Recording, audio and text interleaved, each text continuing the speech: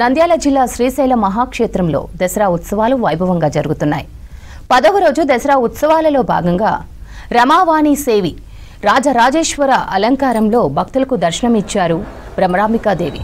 పూజా కార్యక్రమాలలో మంత్రి ఆనం నారాయణ రెడ్డి, శ్రీశైలం ఎమ్మెల్యే బుడ్డా రాజశేఖర్ రెడ్డి, నంద్యాల జిల్లా కలెక్టర్ రాజకుమారి గనియా పాల్గొన్నారు.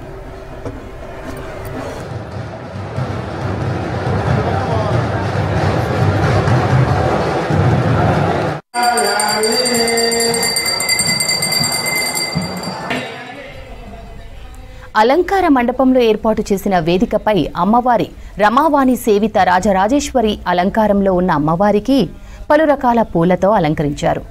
బిల్వ దళాలతో శాస్త్రోక్తంగా అర్చకులు వేద పండితులు పూజించి మంగళహారతులిచ్చారు.